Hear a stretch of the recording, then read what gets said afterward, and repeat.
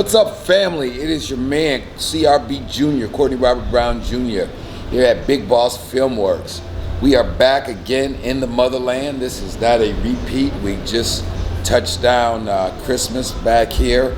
It brought in the new year back in Dakar, West Senegal, or Dakar, West Africa, Dakar, Senegal. And just want to wish everybody out there, Big Boss Filmworks, a happy new year, and want to just say thank you guys, and we are excited about 2021 already. So as in last year, 2020 was the 10-year anniversary of Motown Mafia, Memoirs of a Kingpin's Kid, the book that really chronicles Eddie Jackson, my father, Black Butch, the Great Dolph, Charles Rudolph, the entire crew, and how it all happened, how the Fat Man put together that multi-million-dollar empire that lasted over a decade. And so, since last year was the 10-year anniversary of the book, a year after the book, in conjunction with Al Prophet, me and him produced Motown Mafia, the story of Eddie Jackson, Courtney Brown. Ended up being an award-winning documentary. And with Pop's birthday coming up next month, I think we're going to do a whole kind of series. So I just want to give you guys a prep on what's coming up. You know, Pops will be turning 82. So we'll be doing a whole birthday thing for him in February. He is doing well. I mean, you know, at 82, he's still healthy. And given the life he's lived, you know, we just thank God. And so we really want to unpack this. But again, if you guys have not seen and really, you know, if you're following what Eddie Jr. is doing over at True Crime Stories, you know, shout out to my brother Eddie Baby over there. If you've seen what we've been doing here at Big Boss for a while, if you see some of our content that we've joined and shared with Al Prophet over at American Dope, but if you're just getting the information from YouTube and you haven't seen the documentary so you really know what time it is with the click, check out Motown Mafia, the story of Eddie Jackson and Courtney Brown. You know, so that's on Amazon, that's also on Tubi TV, all the other digital platforms. But what we're going to go into this month as we ramp up to celebrate Pop's 82nd birthday this February, this kind of stops in 1984, or it stops really in 77. Eddie, the Fat Man, went away on that massive case back in the 70s. We think that's Fat Man turned himself in, or was violated in 76. We don't think the proceedings should go my on pop, Rudolph, 5-0 Garrett, and the rest of the clique had turned themselves in 77. So that's kind of where the documentary leads off. So what I want to fill in for everybody going forward is what kind of happened after Pops got out. So we have another project that you can check out on Amazon Kindle called Motown Mafia Part 2, Big Man on Campus. Big Boss Filmworks and Big Boss Books presents Courtney Robert Brown Jr.'s follow-up to the book Motown Mafia. Motown Mafia, Big Man on Campus. Corey Black Jr. is a newly pledged frat member who is in college to make his mother happy and proud that he'll be the first man to go to college in the family. He's also the nephew and son of two of Detroit's most notorious drug kingpins. His father, Corey Black, has fled authorities.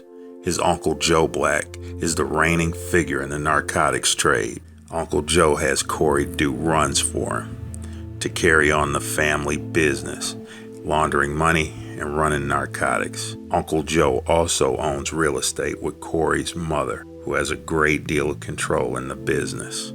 Courtney Black Sr. wanted Corey to go to school to bring legitimacy to the family, but Corey had other plans. While in college, with the help of his friends and his girlfriend, he starts and grows a successful drug operation. Unbeknownst to Uncle Joe and Tracy, Corey enjoys the most exclusive strip clubs, frat parties, casinos, and women that the city has to offer, all while basking in his newfound popularity. Corey finds himself conflicted with his responsibility to running the family business and his obligation to his college studies. However, he'll have to make things work in his favor if he wants to remain the big man on campus. The names have been changed to protect the guilty and the innocent. The thing with that project, it's a great book. Definitely check it out. But we had to change some names and locations because that timeline starts to get real close to now. So we're going to do the best job we can that go into some things that we really couldn't go into in such detail in a book fashion to really do the Motown Mafia Part 2.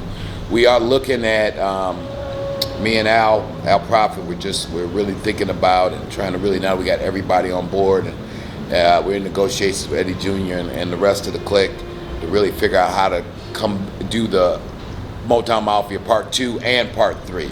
So look forward to that.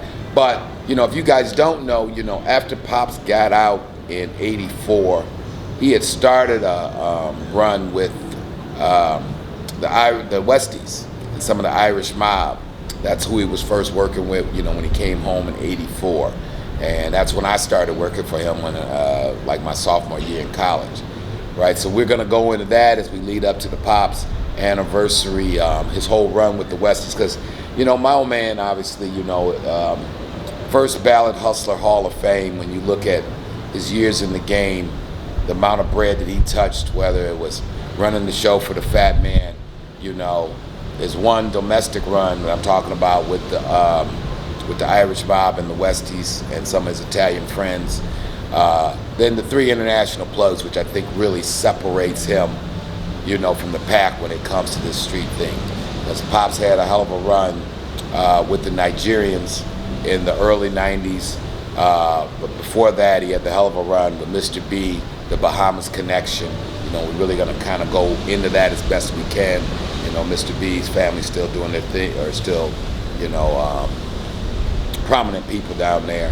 So, but 3 international plugs, it doesn't happen. A lot of that, of course, came from the fact that his reputation having run the show for the Fat Man, opened up all kind of doors, and really try to explain to you guys how that happened. So, with Pops, the Field Marshal, the Professor, Mr. Vice President, early happy birthday, Pops. But yeah, so we're gonna go into the Westie run when he comes home with the Irish mob thing in '84. We're gonna really go into the Caribbean connection. A man who was dealing directly with Carlos Lita and the Escobar Medellin cartel situation. Then Pop runs into locked up on a gun violation for 18 months, as fate would have it. He ends up running into the Nigerian plug, and how we set up that whole thing, really, from the motherland, back to the D. And then the famous run that, tops off his career, and that's the Pakistani plug.